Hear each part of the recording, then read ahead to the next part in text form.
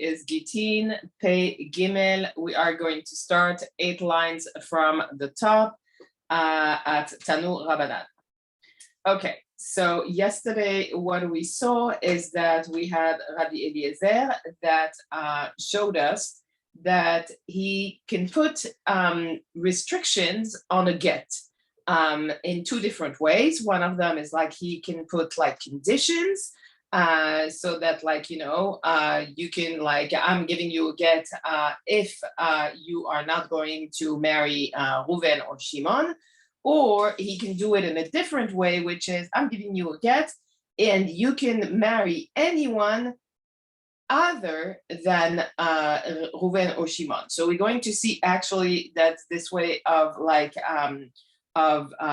saying it is different one from the other.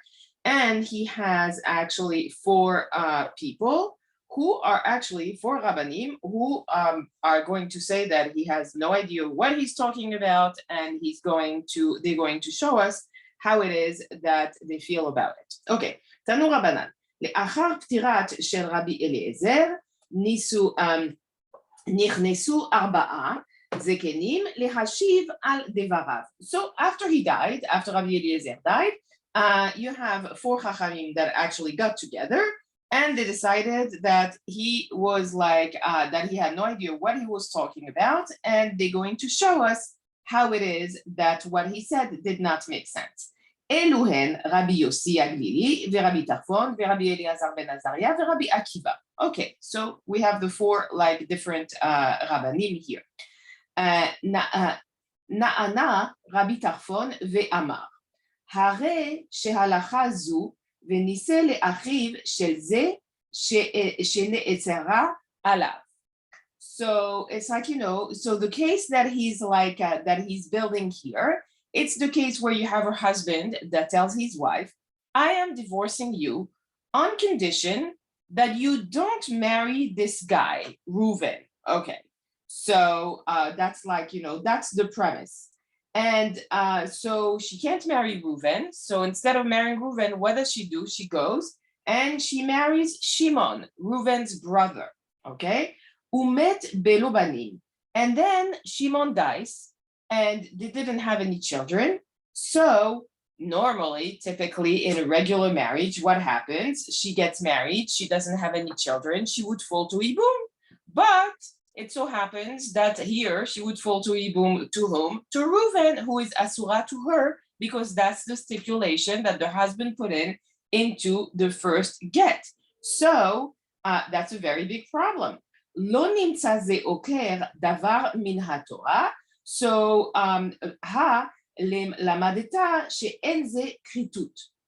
So it's the way that he set up this divorce, that he's prohibiting her from getting married to Reuven, and she goes and she marries the brother. Now she's stuck and we cannot fulfill one of the requirements of the Torah, which is to actually do Yibum. So as far as Rabbi Tarfon is concerned, the fact that she fell into this situation means that the get was not valid whatsoever. Okay, that's simple enough. נענה רבי יוסי הגלילי ואמר, היכן מצינו אסור לזה ומותר לזה. It's where is it that we have any kind of situation where we see that this woman, she can't marry this man, but she can marry another man, right? Asur lakol. If she's forbidden to someone, she's forbidden to anyone, right? By marrying whoever, she becomes an eshet ish, she's forbidden to absolutely everyone. Ve'amutar mutar lakol. And if she was to be permitted, then she should be permitted to anyone except for someone who's in her family, obviously, all the people that her father, her brother, those people she would not be allowed to. In this situation, the way that he set up the divorce means that there's no real separation, there's no real kritut, and so it's not a valid get as far as he's concerned. Number 3 is Rabbi Eliezer ben Azariah. נענה רבי אליעזר בן עזריה ואמר, כריתות דבר הקוראת בינו לבינה. Okay, when we're talking about like a get, what does a divorce accomplish? A divorce accomplishes that there's a complete separation between the husband and the wife, right? But here, there's like stipulation that he puts in. So because she said he's telling her that she cannot get married to this other guy. So it's like, in reality, she's really like tied to him through this. So what we see is that there's really no real kritut here. There's like, because he's telling her, you cannot marry certain men. So he's basically holding her. נענה רבי עקיבא ואמר, הרי שההלכה זו נישאת לאחד מן השוק. So she's like, okay, you know what? I can't marry this guy, Reuven, that I really wanted to marry. I'm going to go and find somebody else. So she goes to the market and she bumps into this other guy, Rafi, and she marries him. והיו לה בנים, and they had children together. ונתרמלה או נתגרשה, and then the marriage ends because either he dies or he gives her a divorce. So ועמדה ונישאת לזה שנאסרה עליו. And so what does she do? She goes and she gets married to this guy who the first husband number one, told her she could not get married to, right? So that was, but he told her that she couldn't get married to him. That was the stipulation from her very first marriage. Lo nimtza get batel. So then, wouldn't you say that because she married this guy that she wasn't supposed to get married to in the first place, that her get to the first husband is now not valid? So what happens if the get to the first husband is not valid? Then that means that like she was an eshet ish, and their second marriage is completely not valid, and her children are mamzerim. Uvanea mamzerim, lamadeta she'en ze kritut. So that means that like, the way that like this get is set up is like actually like not tenable as far as Rabbi Akiva is concerned. And he said it's not valid. He has a second objection actually to what Rabbi Eliezer said. Davar acher, hare shehaya ze shene'esara alav kohen. So it's like, let's assume that actually she was asura. She was actually asura to a kohen, right? She could not get married to a kohen, but this guy that she married, Aaron, was a kohen. He gave her the one who actually had given her the get. So he was the first husband. He was a Kohen. He died. So she's really not a grusha. She's really an almana, right? Umet umeragesh lo nimtzet almana etzlo. So as far as she's concerned, she's like actually a widow where it comes to him. Ugrusha etzel kol adam. But it's like as far as all the other men are concerned, she is actually like a grusha. So v'kal v'chover. So from the kal v'chover, right, that we see what happens with like a get. She couldn't get married just to anyone. Ma grusha shehi kala. It's like So we said it's like the fact that the Kohen is like cannot marry a grusha. That's an isur lav. It's not like it's like what we consider to be an isur kala, like not like that. I'm not gonna say that's not that serious, but it's like lower. Asura bishvil tzad grushin sheba, but she's like she cannot get married to a Kohen because she was like a widow, not because she was an almana, but because she was a grusha. Eshet ish shehi chamura lo kol sheken. It's like for sure. It's like if she's a grusha, then that's like for anyone to be actually living with an eshet ish, that's very serious. That's a chiyuv chenek. So the grusha is asura, but the eshet ish, in terms of like this man that she's still connected to, then she's going to be connected. She's going to be like an eshet ish. And this is why, as far as Rabbi Akiva is concerned, this is not going to work. קל וחומר מה דרשה שהיא קלה, אסורה בשביל צד גרושין שבה, אשת איש שהיא חמורה לא כל שכן, היי לימדתה שאין זה כריתות. So again here he said that it's not a valid separation, and the get is like, forget about it, like, you know, as far as I'm concerned, I am not going to accept that this get is valid. אמר להן רבי יהושע. So Rabbi Yehoshua comes and he said, "En mashivin et ari le'achar mita." What is this? Like, you know, you are not allowed to actually, like, the original says, like, you cannot refute the lion.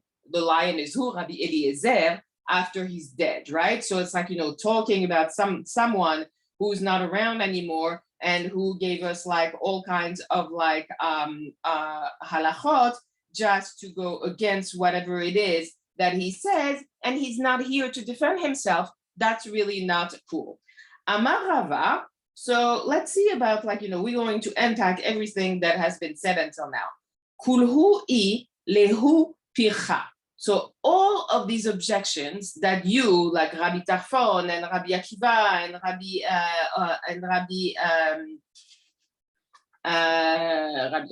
Rabbi Yossi Aglili and Rabbi Eliezer ben Azariah, all of you, whatever it is that you said, like, you know what, we can actually find like a refutation to every single one of them. Lechor mide Rabbi Eliezer ben Azariah, except for the one from Rabbi Eliezer ben Azariah.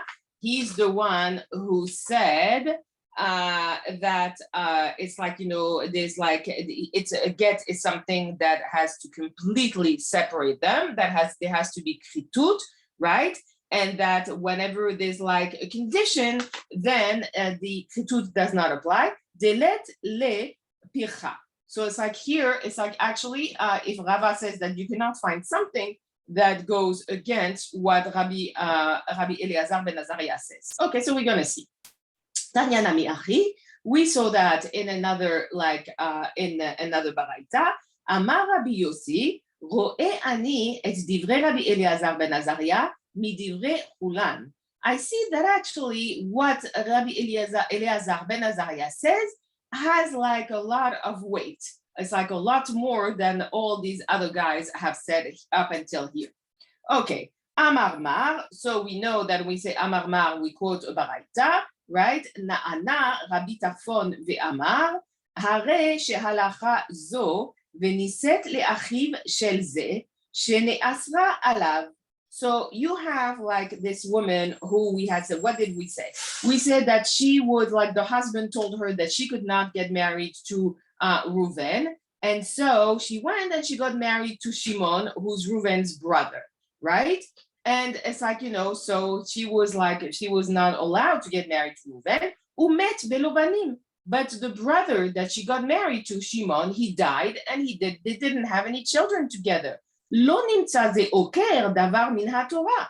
So it's like the first, like, isn't it now, because the first husband imposed a condition on her that she's not supposed to be married to Reuven, isn't he the one who caused, like, for her to not be able to actually follow one of the tenets of the Torah, which is she has to do ibum, right? It's like, because of the condition, this cannot be fulfilled. So that's a problem.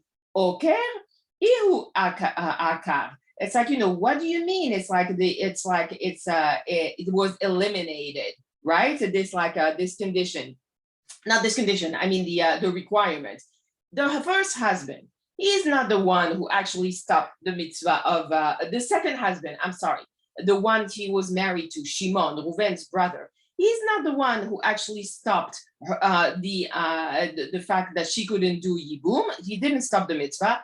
The original husband number one, by putting in this condition, he is the one who took away the mitzvah, right? The husband, he didn't do anything wrong. It's like, you know, we say that there was a violation, but husband number one, he didn't tell her to marry this guy like Reuven's brother. Nobody told her to do it. She did it on her own. Okay, so the Gemara is going to look at what it is that Rabbi Tarfon is saying. Ela matne le'akor davar min haTorah. What Rabbi Tarfon is saying is that like the husband, now he's saying that because of that specific stipulation, then like there is no way that Yibum can be performed. And so it's like, this mitzvah from the Torah is like actually goes away. I mean, it doesn't go away. It means that it's not, there's no possibility to actually follow it. Matne, what do you mean that the husband stipulated? Mi ke amar la lo sagila de lo minasche le ahua de ahu gavra. Nobody, like, the stipulation didn't tell her that she had to marry the brother of that man. She didn't have to marry Shimon. Nobody told her that, like that her divorce, that the only way that her divorce would be from husband number one would be valid was by marrying the brother of Reuven, she's asura too. Ela gorem le'akor davar min haTorah. The way that Rabbi Tarfon is looking at it is because the husband imposed this stipulation, then it's like, unfortunately, like this requirement from the Torah to perform Yibum is actually like not available to her. Gorem ela me'ata bat achiv lo ishta.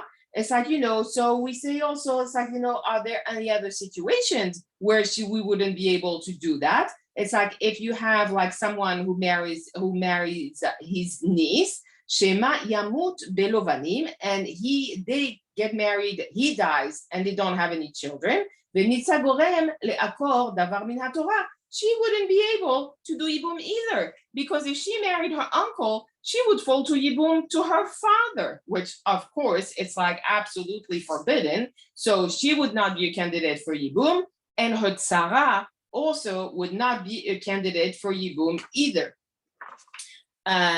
So it's like, this is another situation where we're talking about that we found like that he that the Yibum could not actually be performed. So it's not just like if she married this guy Shimon that she would not be able to actually perform Yibum because he's a Reuven's brother. But there's also like the situation where like if you had a niece who married her uncle, which actually back then it was like recommended that you married into the family. Anyway, hainu picha. So of course it's like, what it is. It's like, this is refutation to whatever it is that Rava has discussed with us before. Uvemai. And so which case is it that Rabbi Tarfon says that Rabbi Eliezer actually has like a valid divorce, like with whichever way he says it? Ilema bechutz. So we saw that there was like two things. It was bechutz, which meant except, or it was almenat, on condition. So these are two different things, right? So here, if you say that the husband like stipulated, you can marry anyone you want except for Reuven, okay? So here he says, Rabbi Tarfon says, like, there's nothing that we can actually say about this. There's no, we can't go against this, right? So what is it that the Rabbanim are actually like, going against? Mishra shara Rabbi Eliezer. Rabbi Eliezer, he said that there's no issue here if we say like that it's like that she cannot get married to anyone except for this guy, because there's still like a million other guys out there that she can get married to. Detania, modeh Rabbi Eliezer bimgaresh et ishto ve'amar lo. If the Rabbi Eliezer, if someone goes, this is the way that Rabbi Eliezer is looking at it. If someone gives like his wife a divorce, right? And he says to her, הרי את מותרת לכל אדם חוץ מפלוני. You are actually allowed to get, to marry anyone except for this guy, Reuven. והלכה ונישאת לאחד מן השוק. And she goes and she marries someone that she meets like, on the street. She marries Rafi. ונתערמלה או נתגרשה. And then that's divorce. actually ends up like in either a divorce or he dies, right? שמותרת לזה ושאינסרה עליו. So now she's actually allowed to marry anyone that she wants, right? Including like the guy that's the husband, that the first husband actually told her she could not get married to, because it's like, this is not the same marriage. So it's like the second marriage actually released her from the stipulation of the first marriage. It goes away. So, אלא, רוצה מתגרשה, שמותר לזה ונג'וס עליו, okay, אלא באלמנת. So where is it that actually they are disagreeing? So if it's not bechut, then it has to be almenat. So almenat is like that means that there's a condition that he's making, that it's a much stronger stipulation. It means that in the event that she actually goes and she marries this guy at any point of time, the first get is not going to be like, valid. It's still hanging in there. And anything that happens after that is going to have repercussions. So she can't marry this man, right? Okay. Na'ara, so Na'ara, Rabbi Yossi Aglili, ve'amar. Echan matzinu asur laze umutar laze. Where is it that you find any kind of other situation where you have like something or someone who is asur and someone who is actually mutar? Asur lakol. When you like have someone who's like prohibited, right? That person is prohibited to everyone. So in the case that the woman gets married, she gets married to husband number one. She is now Eshet Ish. She's prohibited to every other man on earth. Ve'amutar, mutar lakol. And if she wasn't married, then she would be actually allowed to be, she would be not prohibited. She would be allowed to be with anyone. So what other situation can we find where this would actually be a valid? Velo, so we don't know that there's any other situation. So what about like when we talk about truma and kochim, she'asurim laze umuteret laze. So it's like, it's like, so truma is actually, the Kohen can have the truma, but the Israel cannot have the truma, right? It's like, so you have a person who's allowed to have, and you have a person who's not allowed to eat it. Be'isur isha ka'amrinan. Here, we're not talking about food. We're not talking about eating. We're talking about something really, really serious. We're talking about eshet ish. And so in this situation, it's all about relations. So it's really important. Vehare arayot.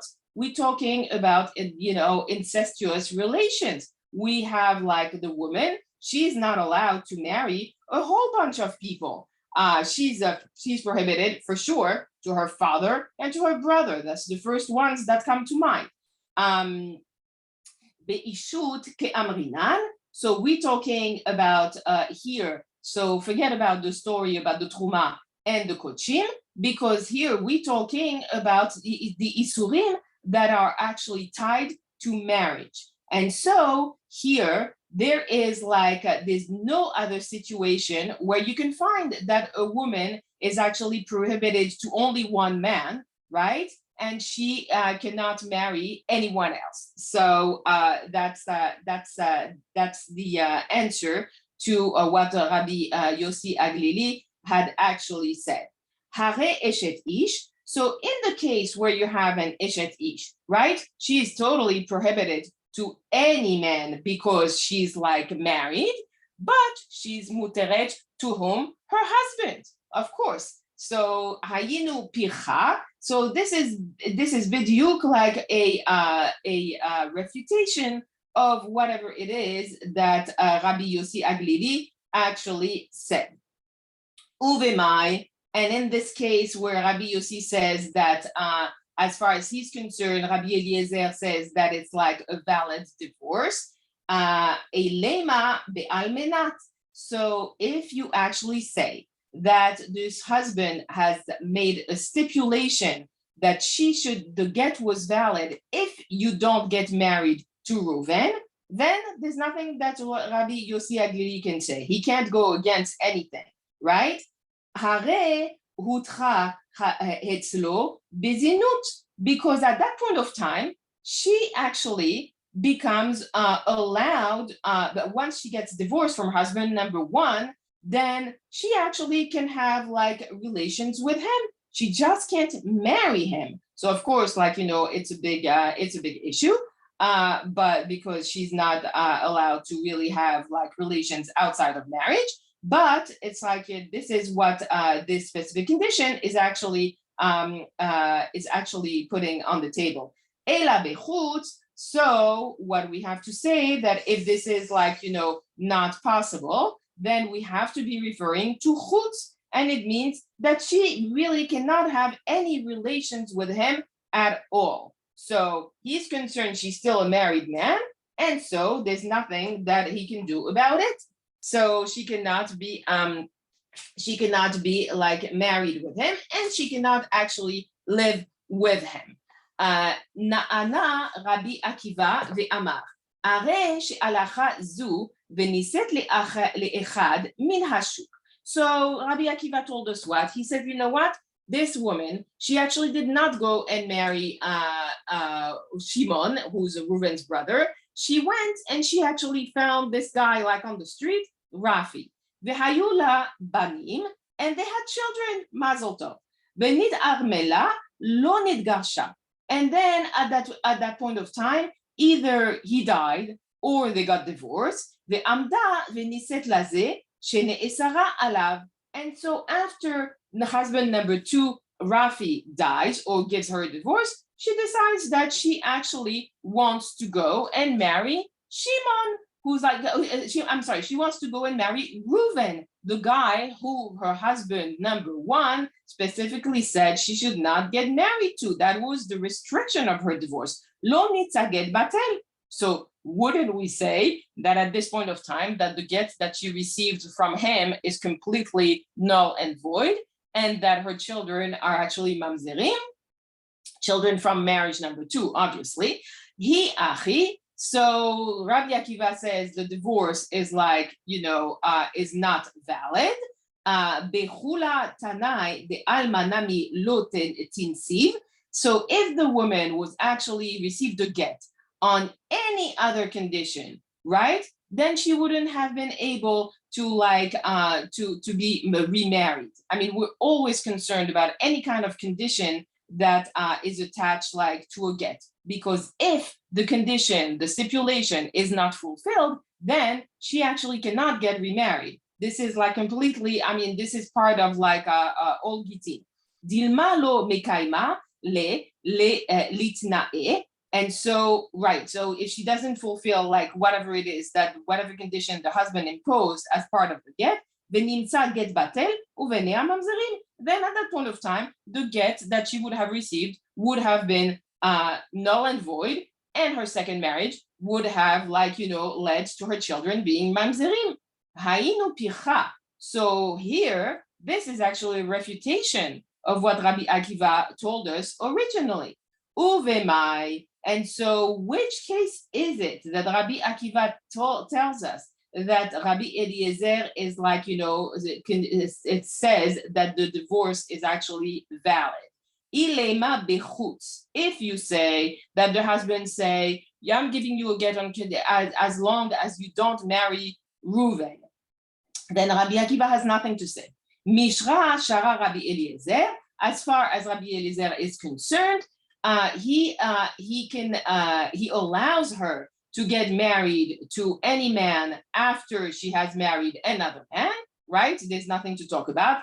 Detanya, modeh haya Rabbi Eliezer, bimgaresh et ishto ve'amar la. So Rabbi Eliezer says that if someone actually gives a get to his wife and tells her, Are at muteret lekol adam chutz miploni, you can actually marry anyone you want other than Reuven, ve'alacha niseh le'echad min hashuk. And she went and she actually got married, find this guy, Rafi, and she marries him, ונתערמלה לו ונתגרשת, or, and then at that point of time, either he dies or he gives her a get, שמותרת לזה שנאסרה עליו. At that point of time, she should actually be allowed to marry the guy who husband number one has forbidden to get married to.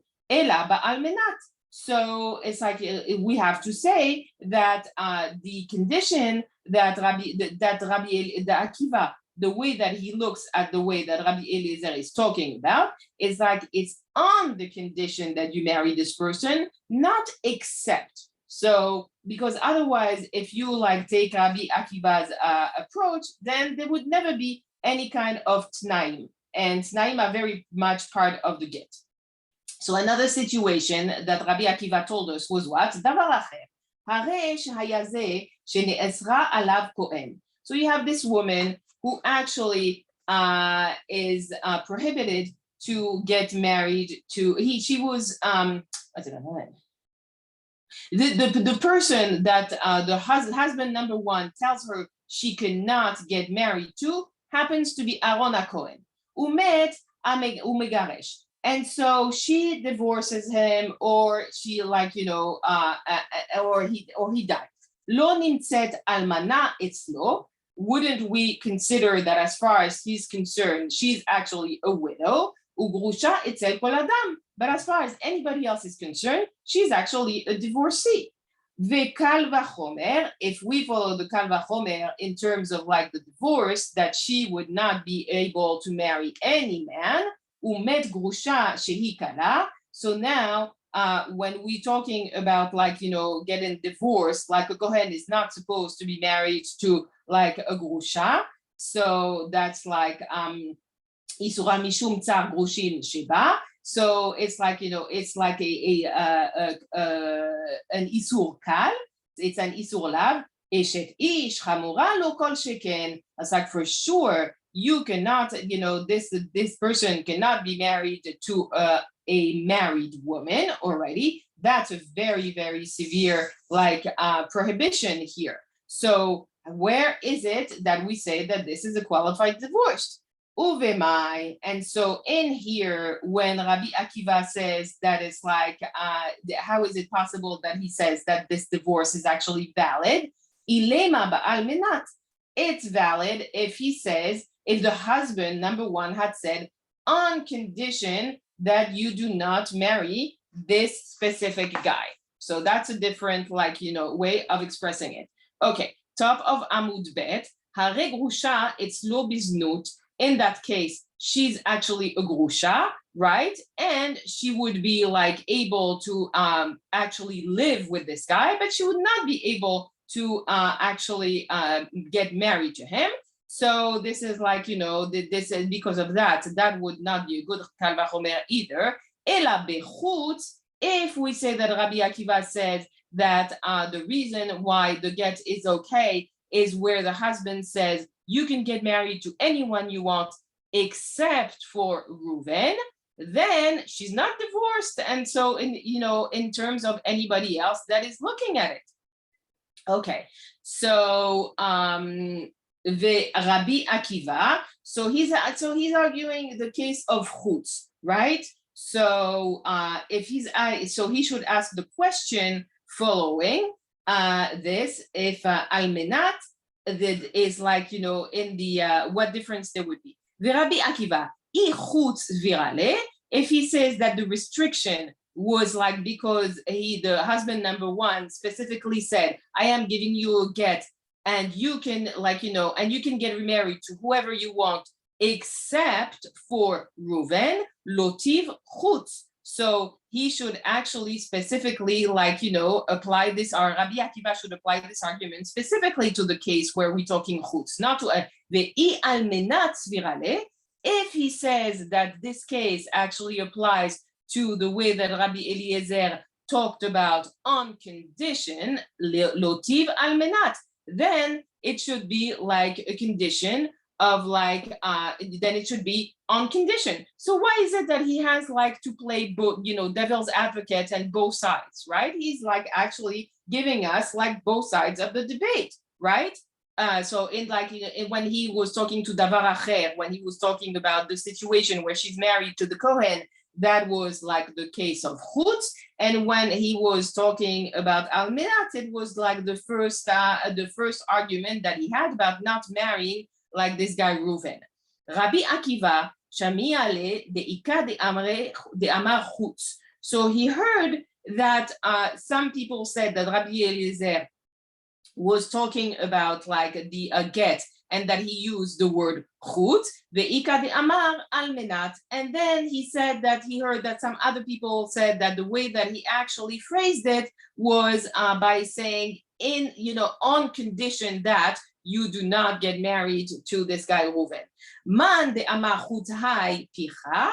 So the one who actually said Rabbi Eliezer talked about chutz, right? So that's like his second refutation.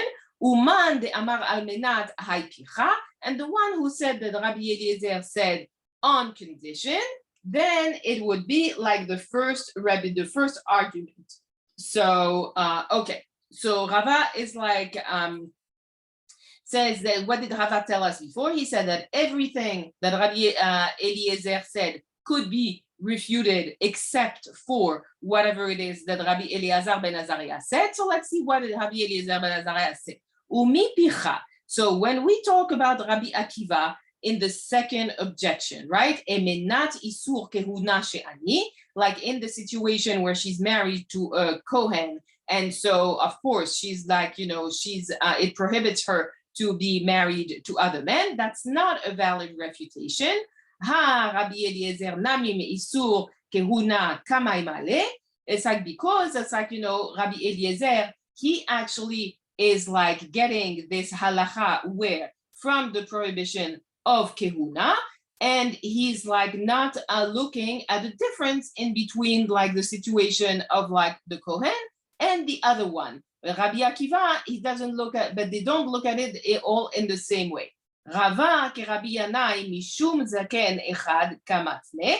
We said that Rava taught that in the from Rabbi Yanai, and it was in the name of like actually like an older like rabbi, that actually Rabbi Eliezer got this from a different source. He got it from a different pasuk. It's a pasuk that said, and she became a wife to another man. So this has nothing to do with the prohibition of the kehuna.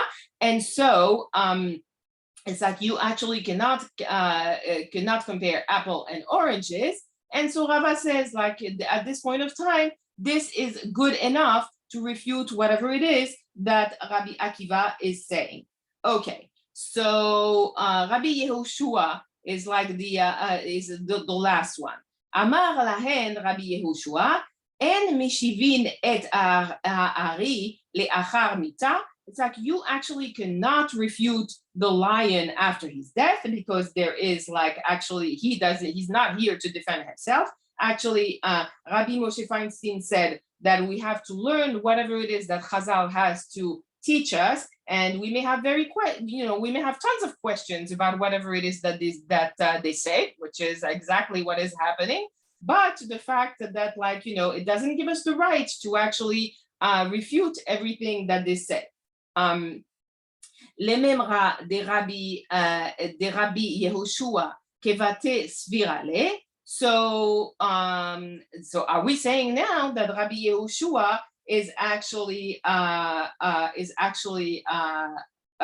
saying that he agrees with Rabbi Eliezer? That he wants to actually establish, if there's a rule like here, that he's actually can one refute like whatever it is that the lion says after death. He also goes against whatever Rabbi Eliezer is saying in the Baraita. This is what Rabbi Yehoshua told to the Chachamim. Ledidi nami itli picha. I actually have like something against whatever it is that Rabbi Eliezer is saying. Mihu ben lididi ben lididhu. According to me, according to you, and meshivin et ari le'achar mita. But, nobody can actually go against what, such like a big man would say after he's actually dead. Umay picha de Rabbi Yehoshua. So what is this refutation, of Rabbi Yehoshua, of Rabbi Eliezer's ruling? Detanya, Amar Rabbi Yehoshua, Makish kodme havaya, shniya lekodemet havaya rishona. So we actually look at the status of the woman before she gets married to to the second husband. We compare it to what her status was before she got married to the first husband, right? Before she got married to the first husband, there's no issue whatsoever. She was never married. Makod mehavaya rishona de lo agida beinshi achirina. So that's there's no other man, but so there's there was no previous marriage, so there's no issue. Af kodme havaya shniya. So we should say that actually it's the same thing with the second marriage. De lo agida beinish achina. She should not be actually tied to any man from her previous, because of her previous marriage, right? So this would go against what Rabbi Eliezer is saying, which says that the get is actually tying her still to husband number one. Because she can marry, he's allowing her to marry most men, but not certain other ones. Okay, so Rabbi Eliezer said, she is if this man gives a get to his wife, and he says that she can get married to anyone as far as he's concerned, even one that was stipulated in the divorce bechutz. So let's see what happens. Gufa, modeh Rabbi Eliezer megaresh ishto ve'amar la. So Rabbi Eliezer says, you have this woman, you have this man, he gives a divorce to his wife, and he tells her, hare at muteret lekol adam chutz miploni. I am allowing, you can get married to anyone you want except for Reuven. Ve'alacha ve'niset le'echad min hashuk, and she goes and she gets married to someone she meets on the street, Rafi. Ve'nid armela or nidgarsha. And either this marriage ends in he dies or he gives her a divorce. Shemuteret leze shene'asra alav. Then she should be totally allowed to marry the man who husband number one had actually told her she could not marry. So this is this is a very interesting situation, because what do you have here? Hashiv Rabbi Shimon bar Eleazar shuva ledivre Rabbi Eliezer. It's Rabbi Shimon. It says, okay, so let me let me retell you this the way that Rabbi Eliezer said. Basically, you have a situation where how is it possible that the marriage to husband number one is actually provides an isur? She's not allowed to marry this guy Reuven, and the marriage to husband number two is actually removing that isur, because now we're past she got married to somebody else in between. So velo, and what about if there's no case like that? Ve'are yevama, but we have a case where we have a yevama. De ba'al oser, right? The husband says that no other man can marry her. When you're in the case of yibum, you're tied to that yavam, right?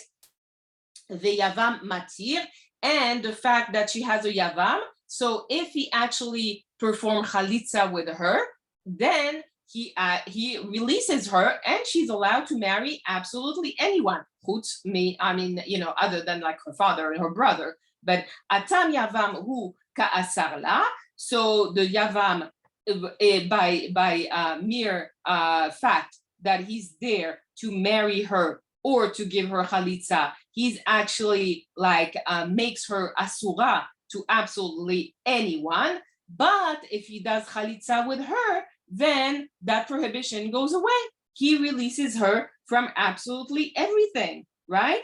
So the yavam, what does he do? he makes both the isur and the heter.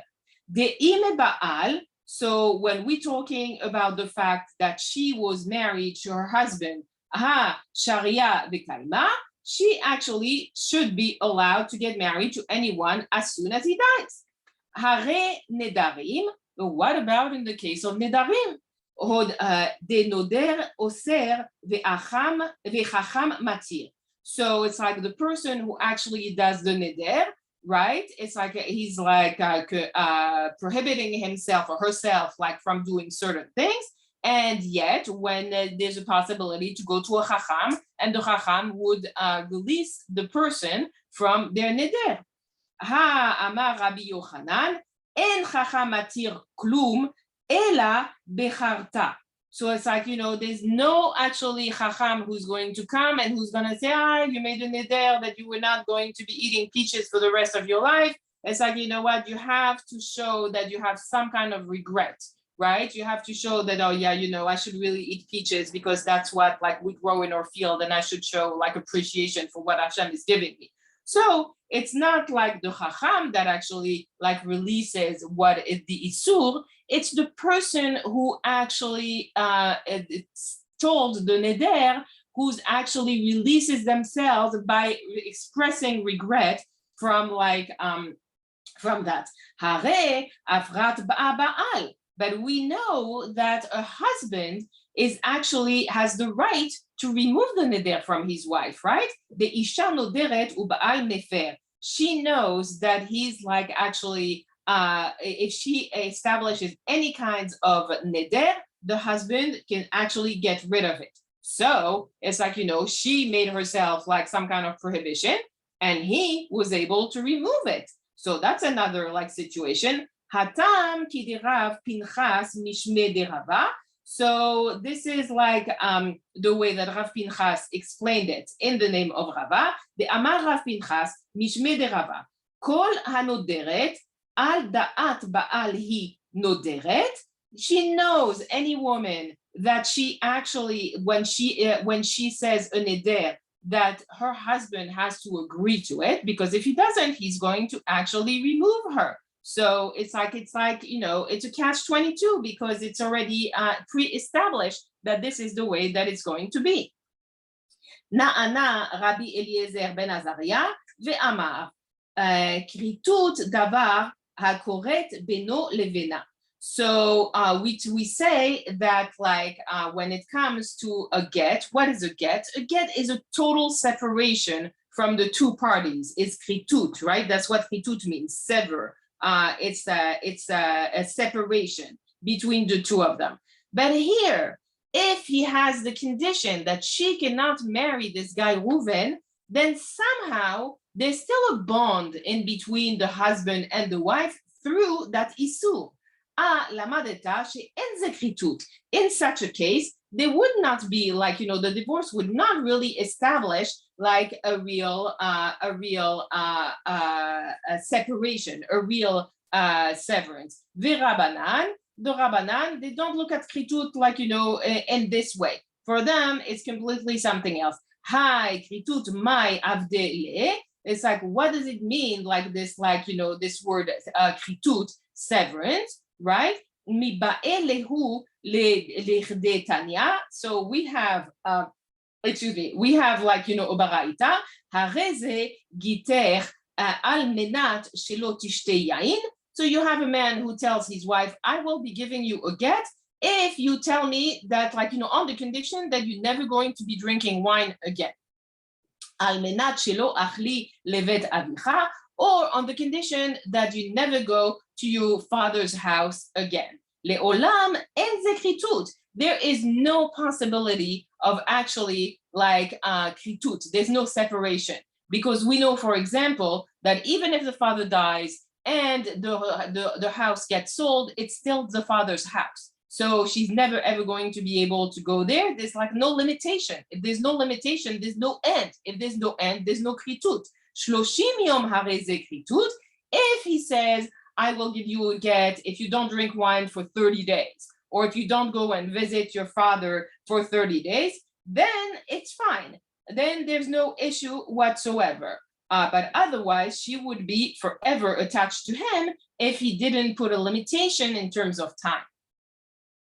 ואידך מכרת כריתות נפקא, and so Rabbi Eliezer ben Azariah, he actually gets like the halacha from the fact that kritut comes from karet, and karet is like actually like a really like severe type of punishment, and so this is where he gets like, this is where he says that kritut should be really like very severe.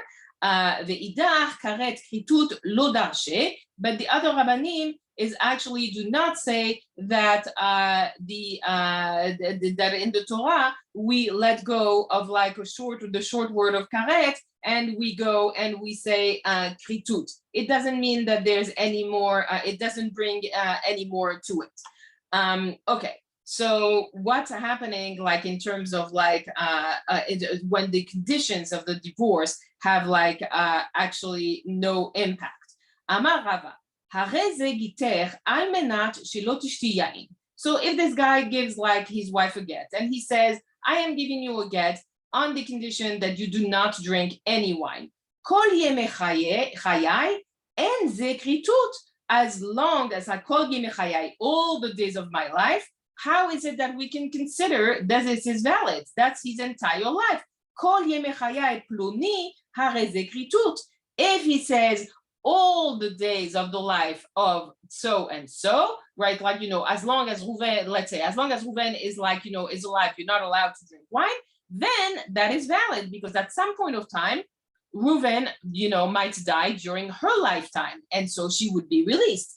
My shena chaye ploni. So what's the difference in between when we say all the days of this specific person, what makes it valid?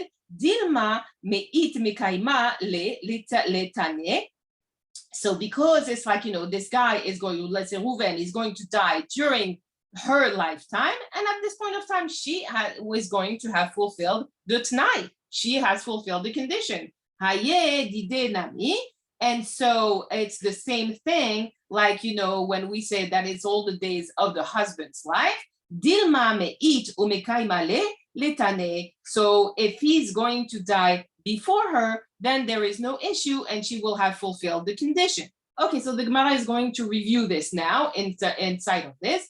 Ela ema. So what about if Rava actually said it this way? Kol yemei chayavi, all the days of your life, and the kritut, that would not be valid, because it would take for her to die for actually, like, the kritut to take effect. And of course, like, she's dead, so there is kritut, like, there is separation. Kol yemei chayai o chaye pluni, if we say all the days of my life, all the days of the life of this person, kritut, then that would be valid, because at the time where either the husband dies or this other person he designated like dies, then there is no issue. There will be like a separation and the get would be valid. Be'a mine Rava mi Rav Nachman. So he's going to ask, like, Rava is going to ask Rav Nachman, Hayom i'at ishti. This man is going to give a get to his wife, and he says, today you are not my wife. Ulemachar at ishti. And tomorrow you are. So that means it's a get for one day, right? So one day they separated, it's a good get, right? And after that day, then you're going to be asul forever to everyone. So mahu, what is like the halacha in this case? Tibayle Rabbi Eliezer, if you actually like go and follow what Rabbi Eliezer is saying and say that the get is valid, chutz mi, except for Tibayle Rabbanan. And if you like, the Rabbanan would say, this is totally not a good get. Tibayle Rabbi Eliezer, if you actually follow the way that Rabbi Eliezer say, Ad kan lo ke'amar Rabbi Eliezer hatam, when he says that the divorce would be valid, ela dilma kesheshare kashare leolam, because like you would be permitted to be with her through to the one he like gave her divorce that would allow him forever. That would be like, it's not a complete separation. Aval acha lo. It's like after the day after the divorce, she's like asura to absolutely everyone because she's back being married to him. O dilma lo shena. So maybe it's not the same, like, maybe it's not any different than what we said before, and that the divorce would, in terms of like of the condition that he had imposed. Tibai le Rabbanan, and if you ask Rabbanan, ad kan lo ke'amri Rabbanan hatam. Here, the Rabbanan, up until here, they said this divorce not valid whatsoever. Ela de lo paska mine legamre, because he did not completely like separate himself from her. He said, we're going to be divorced for one day, and after the one day they're back being married. So what kind of separation is this? That does not work. Aval acha, here she is like, he tells her that on the day that she's being divorced from him, kevan de paska, she is completely like separated from him, Pascha. And so he actually released her forever, because during that day, she has the ability to actually go and get married to anyone that she wants. Batar deva'aya hadar pashta, after Rava actually asked about this, he actually found like the answer to it, top of Pedalet Amud Aleph. Mistabra, I find it extremely logical. Ben le Rabbi Eliezer, ben le Rabbanan, in between both what Rabbi Eliezer is saying and the Rabbanan are saying, Kevan de Pascha, Pascha. Once he actually has released her for one day and he's separated from her, then this is done as far as we're concerned. The get is valid. And this is like, and it's like actually their separation is forever. That's it for today. So we're gonna stop here. My understanding is that Dov is going to actually record the daf for tomorrow, and that it should be available. So. Have a good day, everyone. Have a good day.